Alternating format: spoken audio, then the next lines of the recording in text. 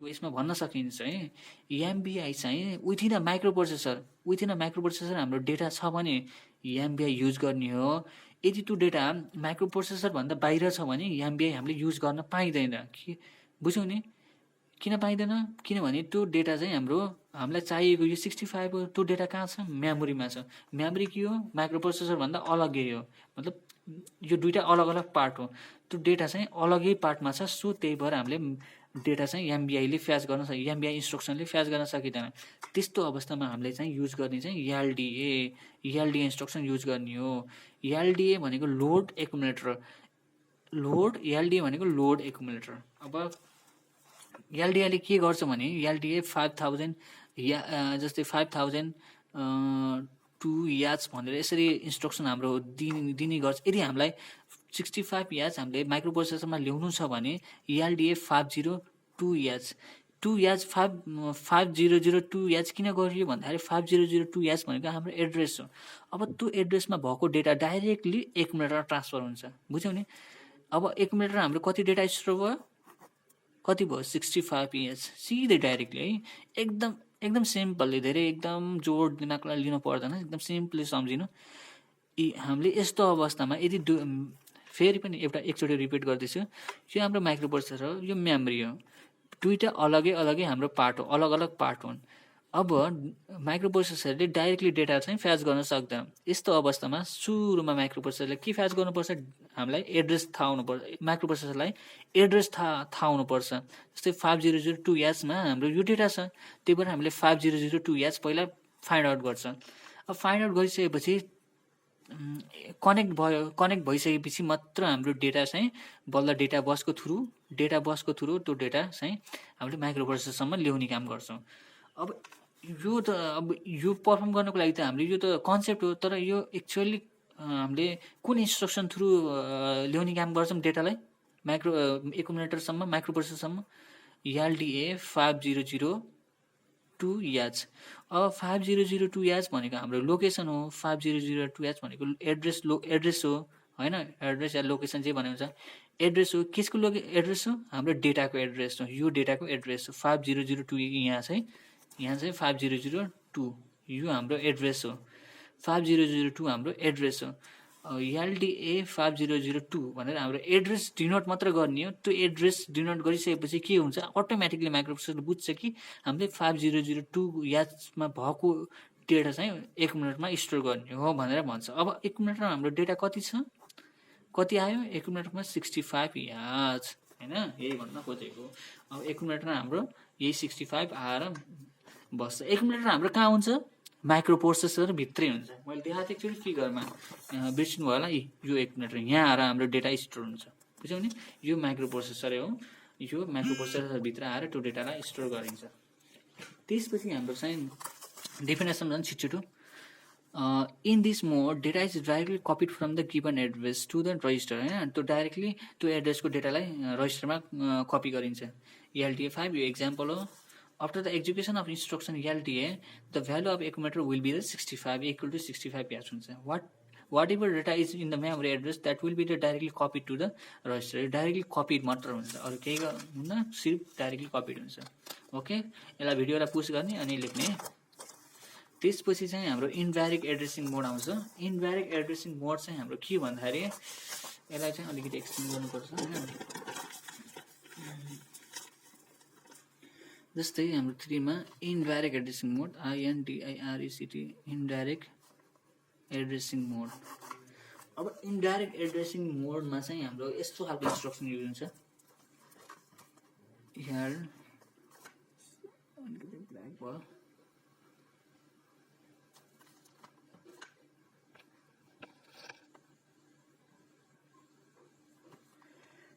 LDAEXB यदि यस्तो खालको याक्स भनेर डिनोट गरे भने इन्स्ट्रक्सनमा त्यो बुझ्नु कि त्यो इनडाइरेक्ट एड्रेसिङ मोड हो। जस्तै एमबिआईमा आईले के डिनोट गर्थ्यो भने त्यो इमिडिएट एड्रेसिङ मोड डिनोट गर्थ्यो भने यसमा याक्सलाई यदि याक्स छ इन्स्ट्रक्सनको लास्टमा छ भने त्यसले के बुझाउँछ? इनडाइरेक्ट एड्रेसिङ मोड हो भन्ने बुझाउँछ। यसले ठ्याक्कै काम के गर्छ?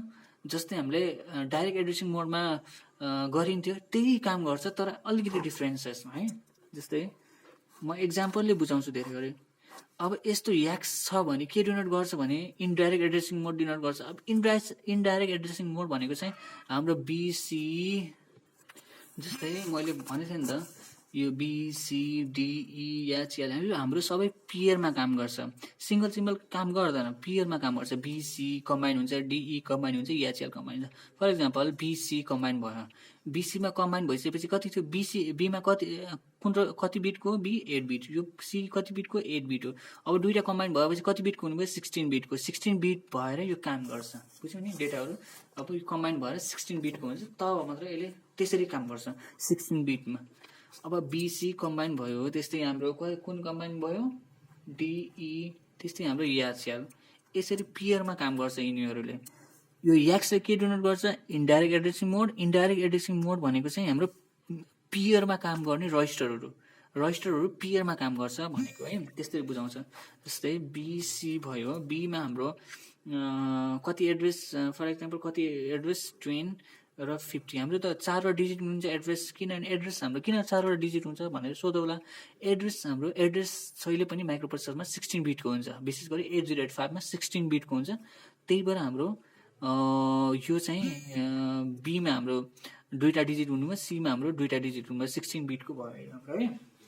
अब हाम्रो एड्रेस कति भयो, बीले कति स्टोर गर्यो 10, सीले कति स्टोर गर्यो 50, हाम्रो एड्रेस कति भयो 1050। यस, यसरी यो हाम्रो एड्रेस फाइन्ड आउट भयो, सिधै माइक्रोप्रोसेसरले फाइन्ड आउट गर्नुभयो। अब हाम्रो 1050 याच भन्ने एउटा एड्रेस छ मेमोरीमा, त्यो एड्रेसमा हाम्रो कति डेटा छ, फर इक्जाम्पल 22 याच। यो फेरि एकचोटि है म रिपिट गर्छु, माइक्रोप्रोसेसरभित्रै दुईवटा रजिस्टर हुन्छ पियरमा, बिसी डिइएचएल। यस्तो खालको रजिस्टर यदि पियरमा काम गर्नु छ भने इन्डाइरेक्ट एड्रेसिङ मोड युज हुन्छ। यदि पियरमा काम गर्नु छ भने हामीले इन्डाइरेक्ट एड्रेसिङ मोड युज गरिन्छ। जस्तै एलडिए याक्सले के डिनोट गर्छ, पियर अफ रजिस्टर हो भनेर डिनोट गर्छ। अब पियर अफ रजिस्टर भनेर डिनोट गर्छ। पियर अफ रजिस्टरमा काम कसरी गर्छ भने, जस्तै पियर छ बिसी डिइएचएल, फर इक्जाम्पल बिसी लिए मैले, बीमा 10 स्टोर हुन्छ, सीमा एउटा 50 स्टोर हुन्छ। दुईवटालाई कम्बाइन गरेपछि हाम्रो कति बन्छ, 1050 याच भन्ने एउटा एड्रेस बन्छ। अब त्यो माइक्रोप्रोसेसरले फाइन्ड आउट गरिसकेपछि त्यो एड्रेसमा जान्छ र डेटालाई सिधै फ्याच गर्ने। पहिला त्यो एड्रेसमा जान्छ, त्यसपछि डेटालाई सिधै माइक्रोप्रोसेसरले, यो एमपी भयो, माइक्रोप्रोसेसरले डेटालाई फ्याच गर्छ। अब एकुमुलेटर हाम्रो कति डेटा छ, हाम्रो एकुमुलेटर कति आयो डेटा, 22 याच आयो। एकुमुलेटरमा हाम्रो 22 याच डेटा आयो, बुझ्यौ नि। बिसी हाम्रो पियर भयो, बीले 10 स्टोर गर्यो, फर इक्जाम्पल 10 स्टोर गर्यो, सीले 50 स्टोर गर्यो, दुईवटा डिजिट स्टोर गर्यो। अब दुईवटा डिजिटलाई कम्बाइन गरेपछि हाम्रो कति एड्रेस बन्छ, 1050 याच भन्ने एउटा एड्रेस भन्छ। अब माइक्रोप्रोसेसर त्यो एड्रेसमा जान्छ र त्यो एड्रेसमा भएको डेटालाई चाहिँ सिधै कपी कहाँ गर्छ, एकुमुलेटरमा कपी गर्छ। त्यही हो त्यसमा। अब इन्डाइरेक्ट एड्रेस मोड हेर्नु। In this mode, data is transferred from the memory location pointed by the register LDAXB VC example. After the execution of LDAX instruction, copy the data of the memory pointed by the BC register peer, so accumulator become A equal to 20. Yes, मैले पहिले सम्झाइसकेको छु, so म repeat गर्दैन, लेख्नु होला। अब आयो 4 हाम्रो रजिस्टर एड्रेसिङ मोड है। रजिस्टर एड्रेसिङ मोड, हाम्रो रजिस्टर एड्रेसिङ मोड भनेको के हो भन्ने आउँछ। रजिस्टर एड्रेसिङ मोड सिम्पल छ है। रजिस्टर एड्रेसिङ मोडमा फर इक्जाम्पल हामीले डेटालाई मुभ गर्ने हो, सिर्फ मुभ कहाँबाट कहाँ गर्ने हो, यो within a register. For example हाम्रो ए डेटा छ 10 याच होइन, बीमा हाम्रो बी रजिस्टरमा कति छ 20 याच। अब हामीले यो दुइटालाई मुभ गराउनु पर्यो होइन, मतलब मुभ गराउनु पर्यो डेटालाई, विशेष गरी बी को डेटालाई एमा, ए को डेटालाई बीमा मुभ गराउने भयो भने त्यस्तो अवस्थामा चाहिँ हामीले यो डेटा गरिन्छ, युज गरिन्छ। मुभ ए बी भयो भने के हुन्छ भने बी को डेटालाई चाहिँ एमा मुभ हुन्छ। अब एमा कति हुनुहुन्छ डेटा, बी को कति छ 20, यसमा 20 याच छ भने 20 याच कहाँ आउँछ, स्टोर हुन्छ 10, के अरे 20 याच कहाँ आउँछ, अब कहाँ आउँछ हाम्रो 20 याच, एकुमुलेटरमा आउँछ 20 याच एकुमुलेटर, यो एकुमुलेटर भयो। यसरी हाम्रो बी को डेटा चाहिँ उसमा जाने भयो, मुभ हुने भयो। सिम्पल छ क्या, सिम्पल छ। बी को डेटालाई एमा मुभ गराउने, ए को डेटालाई मुभ।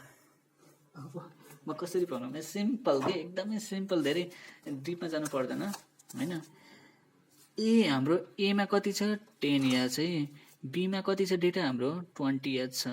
अब मुभ एबी भन्ने बित्तिकै के बुझिन्छ भने बीको डेटा कति छ हाम्रो 20 याद। अब 20 याजलाई कहाँ मुभ गराउँछ हामीले, एमा मुभ गराउँछ। अब एमा कति हुने भयो हाम्रो कति हुने भयो 20 याद, 1 मिटरमा अब 20 याज भयो। बीको के हुने भयो, खाली हुने भयो। त्यस्तै मुभ अब बिए भन्यो भने के हुन्छ, बीमा हाम्रो एमा कति छ डेटा हाम्रो 10 याद छ। 10 कहाँ जाने भयो हाम्रो बीमा जाने भयो। अब बीमा कति हुने भयो हाम्रो डेटा 10 याद, 1 मिटर खाली हुने भयो।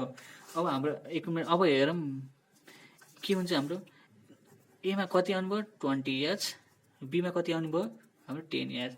यसरी डेटा एक ठाउँबाट अर्को ठाउँमा मुभ गराउने काम गर्छ। सिर्फ मुभ हुने हो। मुभ मतलब एक ठाउँको डेटालाई अर्को ठाउँमा मात्र ट्रान्सफर गर्ने हो, अरू केही छैन यसमा लोजिक। सिर्फ एउटा डेटालाई अर्को ठाउँमा, एउटा रजिस्टरको डेटालाई अर्को रजिस्टरमा ट्रान्सफर गर्ने मात्र, भ्यालु डेटालाई ट्रान्सफर गर्ने मात्र, अरू केही। अब इम्प्लिसिट एड्रेसिङ मोड, म यहीँ डाइरेक्टली पहिला यो रजिस्टरको एड्रेसिङ मोड गरेँ। In register we copy that from one register to the other register. जस्तै मुभ बीको डेटालाई एमा मुभ गराउने होइन। Data of B that will copied into the data of A, यसरी कपी हुन्छ, डेटा बीको डेटालाई एमा कपी हुन्छ। बिफोर एक्जिक्युसन यस्तो छ, आफ्टर एक्जिक्युसन यस्तो हुन्छ। So in this register addressing याम we copy the data of one register into the other register. एउटा रजिस्टरको अर्को रजिस्टरमा कपी गरिन्छ। इम्प्लिसिट एड्रेसिङ मोडमा के हुन्छ भने, जस्तै in this mode we don't need any operand. हामीले यस्तो अवस्थामा अपरेन्ड युज गरिन्न। For example implicit addressing mode है, आइएमपी 5 नम्बरको इम्प्लिसिट एड्रेसिङ मोडमा जस्तै हामीले अपरेन्ड युज गरिन्न। सिएमपी भने यस्तो खालको इन्स्ट्रक्सनहरू युज गरिन्छ। यस्तो इन्स्ट्रक्सनमा हामीले अपरेन्ड युज गरिन्न। अपरेन्ड भनेको यहाँ एबी लेखिन्छ नि, त्यस्तो खालको अपरेन्ड युज गरिन्न। यसमा सिर्फ अपकोड मात्र युज गरिन्छ। यो अपकोडले यसलाई काम गर्छ। जस्तै सिएमपी युज गर्यो भने, यो सिएमपी भनेको कम्प्लिमेन्ट हो, सिओएमपिएलइएमएनटी, कम्प्लिमेन्ट अफ ए भनेर आफै बुझाउँछ। कम्प्लिमेन्ट अफ ए भनेको एमा हाम्रो यति डेटा छ भने यसको कम्प्लिमेन्ट हुन्छ, बुझाउने। सिएमपी भनेको मैले फर्स्टमा के भने, इम्प्लिमेन्ट के अरे इम्प्लाइड एड्रेसिङ मोडमा हाम्रो सिर्फ अपकोड युज हुन्छ, अपरेन्ड युज हुँदैन। अपरेन्ड, अब सिएमपी भनेको एउटा अपकोड हो, त्यसमा हामीले अपरेन्ड युज गरिन्न। अब सिएमपीले के बुझाउँछ, complement of A. Complement of A भन्नको मतलब एमा हाम्रो ए रजिस्टरमा हाम्रो जति पनि डेटा छ नि, जति पनि डेटा छ त्यो डेटालाई कम्प्लिमेन्ट गरिन्छ। कतिले कम्प्लिमेन्ट, वान्स कम्प्लिमेन्टले या 2s कम्प्लिमेन्टले। जस्तै for example A equal to C याद छ भने त्यसलाई कम्प्लिमेन्ट गर्नु पर्यो। जस्तै एमा हाम्रो डेटा 1110 छ भने, या 1100 छ भने, त्यो दुईवटा डेटा छ भने after execution of data will be the complement of 1 यास। मतलब 1 यास कम्प्लिमेन्ट हुन्छ। 1 लाई 0, 0 लाई 1 गराउने। यहाँ 1 छ भने 0 भयो, 1 छ भने 0 भयो, यहाँ 0 छ भने 1 हुने भयो। यस्तो अपोजिट हुन्छ। 1 minute would become a A equal to 33 यास। यसरी 33 यास हुन्छ। यदि यसमा कुनै कन्फ्युजन छ भने प्लिज सोध्नु होला होइन अगाडि। सो आजलाई चाहिँ यति। यो भिडियोलाई बार बार हेर्नु होला, नत्र बुझ्न गाह्रो पर्ने हुन्छ। म एकचोटि नोट्स देखाइदिन्छु। सो नोटलाई एकचोटि क्लियर हेरिदिनु होला, लेख्नु होला, विशेष गरी पढ्नु होला, कन्सेप्ट बुझ्नु होला। बिना कन्सेप्ट चाहिँ बुझ्न गाह्रो हुन्छ। सो कन्सेप्ट बुझ्ने काम चाहिँ गर्ने, बिना कन्सेप्ट चाहिँ हुँदैन है। यो नोट्स हो। सो नोट्स लेख्नु होला, भिडियोलाई पुश गरी गरी लेख्ने।